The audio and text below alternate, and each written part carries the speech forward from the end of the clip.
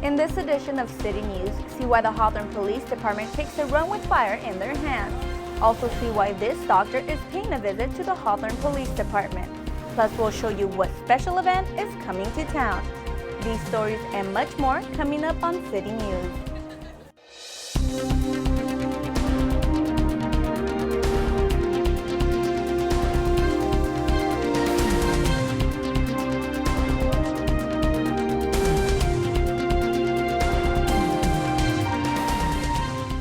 Hello and welcome to City News. I'm Jennifer Murillo. The Southern California Special Olympics were hosted in Long Beach, but not before the annual law enforcement torch run. Kelly Moody has the story. Officer Pedro Nambo of Hawthorne PD can normally be found at the station or patrolling the streets. But on June 12th, he traveled on foot for the law enforcement torch run as a part of the opening ceremony of the Special Olympics Southern California. I've always been a runner, and to combine that with my career and my profession, I mean, it's a dream come true for me. This torch has been traveling throughout Southern California and will now travel with Hawthorne PD on the 3-mile trip up to Lawndale, where it will be transferred over to the South LA Sheriff's Department team. The torch run consists of 4,000 law enforcement officers serving as guardians of the flame over the course of the 1,500-mile run, all leading to California State University, Long Beach, where the Southern California Special Olympics Games were hosted. Over the last 35 years, law enforcement officers have assisted in raising more than $461 million for the Special Olympics movement. This year, we've raised over $1.4 million through Law Enforcement Torch Run portfolio fundraisers. It's a huge impact on our portfolio overall and makes a big impact on all of our athletes across our footprint. With the Southern California Special Olympic Games complete, several of the regional athletes will compete in the Special Olympics World Summer Games, which are hosted in Los Angeles in late July. Hawthorne will serve as a host town in the days prior to the World Games. This is Kelly Moody, HCTV. The Host Town Hawthorne Committee is now recruiting volunteers and gathering donations in preparation for the Special Olympics World Summer Games. For more information, call City Hall at 310-349-2904 or email Caroline at cvelarde@cityofhawthorne.org. The Kiwanis and Rotary Club held their annual Police Officer and Firefighter of the Year award ceremony. Francisco Castillo has the details. For years, the Rotary Club and Kiwanis Club have awarded those who have gone above and beyond their call of duty. This year, firefighter Sarah Cortez and Officer Michael Murray were chosen by their chiefs to receive this prestigious award. We have to honor our public safety. Public safety is our number one concern here in the city of Hawthorne, and we have to take care of our public safety officers. The community all needs to show its support for its police and firefighters who are out there every day on the front lines. Both recipients credit their success to the teams they work with, because without them, none of the good work they produced would be possible. It feels weird receiving it because I'm part of some pretty great teams, and I don't have a hard time accepting it over them, and I think I wish it could have been a team award. Cortez says she feels like she's just doing her job. Nothing more, nothing less. I enjoy my job. I enjoy serving the community. I've always wanted to do this, so I'm happy. After the event, the awardees had an opportunity to take pictures with their friends and families. For HCTV, I'm Francisco Castillo. HCTV would like to congratulate these recipients for their awards. Last year, the Hawthorne Police Department launched a new youth program, Power Project. The mentoring program teaches preteen girls how to have healthy self-esteem while promoting fitness.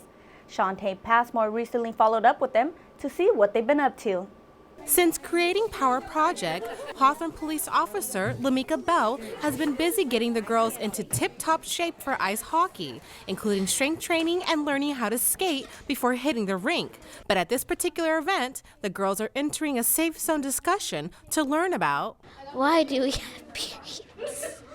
Yes, it's time to have the talk. So today is our My Body and Me class, and then we're here to talk to the girls about self-image, hygiene, how to keep your bodies clean, and all the questions you might have about your body.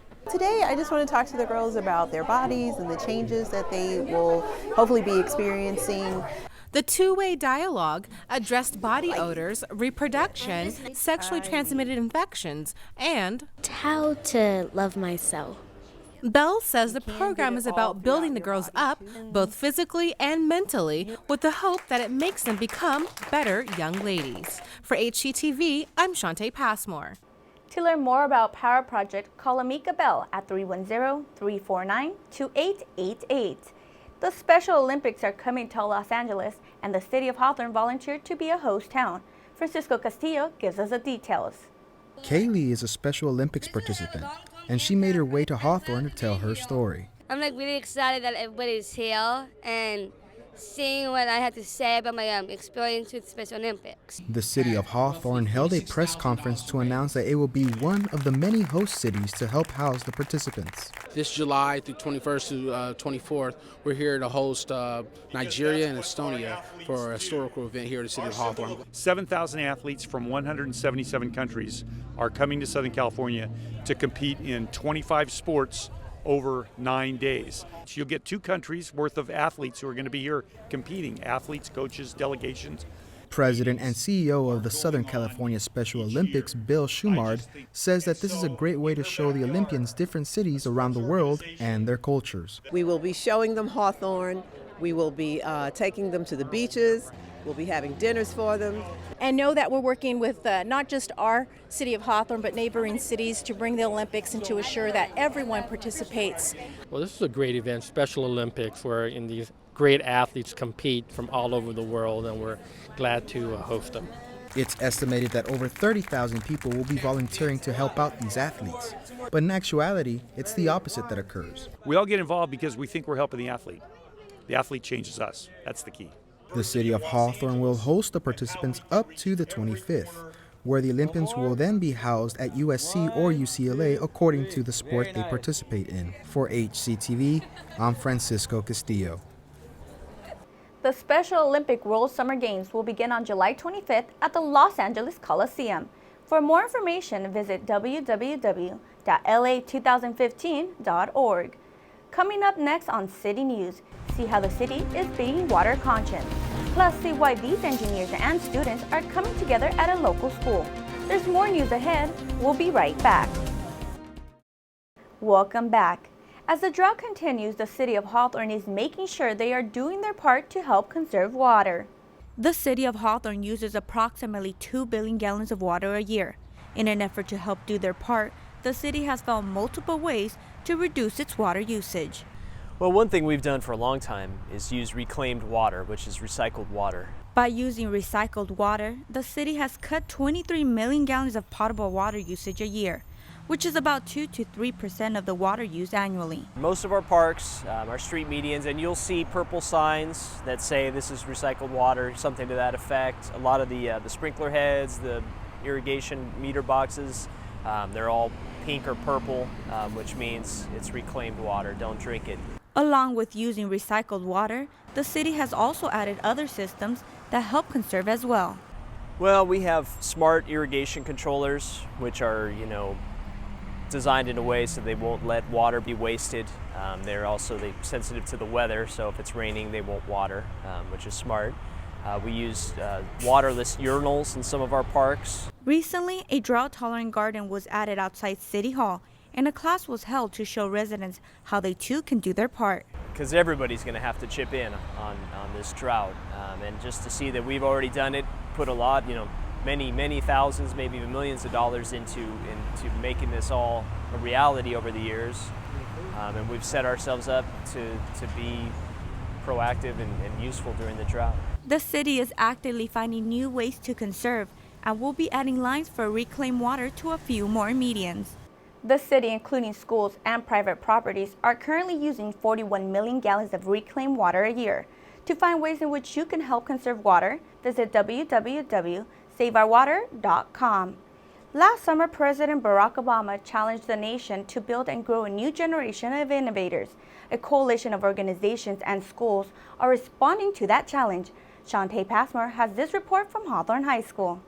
South Bay Workforce Investment Board and school districts in the South Bay are hosting their first annual Day of Making Faire. Engineering students from Hawthorne High are showing off tools used to create their hands-on projects, like robots. Ever since I was little, I've always wanted to I always was a tinkerer. I wanted to work with things with my hands. So when I heard that there was a robotics team and they do really well, I was like, oh, I have to move to Hawthorne and go to that school. Organizers say the push to encourage students to enter science, technology, engineering, and math, also known as STEM, related careers, comes at the right time. Well, it's necessary because a lot of the workforce of today is retiring. And so what we need to do is we need to make noise so that the kids and the future generation actually want to be involved in the engineering field or mass manufacturing field. We have these great facilities, and we also have a network of individuals from across the region that want to come and say, hey, how can we make things available for students? A STEM-related career didn't seem possible for one Hawthorne High student. Like before, I didn't really want to be an engineer because I was like, I'm a girl. Like no one's gonna let me do whatever. But with the encouragement of her teachers and friends, Celeste says she now wants to become either an aerospace or mechanical engineer and hopes to create designs that will make the world a better place. For HCTV, I'm Shantae Passmore. For more information about the Day of Making Faire, call the South Bay Workforce Investment Board at 310-680-3713. The annual Good Neighbors Day is right around the corner, as well as the second annual Hawthorne Hall of Fame Banquet. The 2015 inductees are Jim Thorpe, Colin Boyce, Reese Walton, Sears Lumber Company Incorporated, and the Beach Boys. The ceremony at the Hawthorne Memorial Center on Friday, July 17th will kick off the two-day celebration. And be sure not to miss any of the fun on Saturday at this year's Good Neighbors Day, held at the Hawthorne Civic Center. For more information on any of these events, please call 310-720-0675 or email hawthornehistorical@gmail.com. When we return, see what has these dogs barking outside of City Hall. The 6th Annual Holly Park Homeowners Association Juneteenth Breakfast was held at Olivet Lutheran Church. Juneteenth was the day that the slaves in Texas, in 1865, that was when they found out that they were free. Every association, every group is important. We must support every association, every group. And today we should have about 200 or 300 people celebrating Juneteenth here in the city of Hawthorne. Sausages, pancakes, and eggs were just a few items on the menu to celebrate Juneteenth, as well as to raise scholarship money for high school seniors from the Holly Park neighborhood. We raise anywhere between $1,000 to $2,000 per pancake breakfast every year, and we generally give out either one or two $500 scholarship. It just really depends on how much money we raise. And that's one of the things that I support, academic success, and through neighborhood organizations like theirs, we're able to do that in our community. So I really appreciate that they're doing this. If you would like more information about future events at Holly Park, visit www.hollyparkhomes.org. City of Hawthorne recently held its I Love My Pet clinic. Shantae Passmore has this report from City Hall. Senior Animal Control Officer Helen Cornell believes the annual pet clinic serves two purposes for dogs. It's for pet safety, and their health. It's, good to get these shots and keep up with them. You can come in and get any shots you need. You can also get microchipping, which is permanent identification that goes under the dog's skin. So if your dog is ever lost and not wearing any ID on the outside, there's ID on the inside. The clinic also offers attendees a chance to renew their pet license. With prices so low, the event draws 200 to 300 pets each year. We brought them because these are dogs that I found on the street, so we kept them. And I'm sure they're never been vaccinated, so we wanted to take advantage of the event that they have going on here today. I came here at 9:30. I saw a long line down the block, so these people want this very much. So we're happy to do this as a service to our residents. Not only are the services provided at the clinic a matter of pet safety and health, owners may face steep fines and penalties if their pets are not up to animal control code. For HCTV, I'm Shantae Passmore. To learn more about City of Hawthorne's animal control and its services, call 310-349-2952.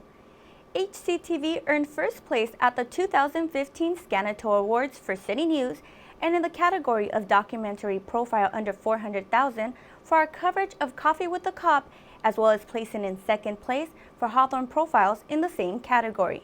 In addition, we earned second place in economic development for Our Town Continental Gourmet.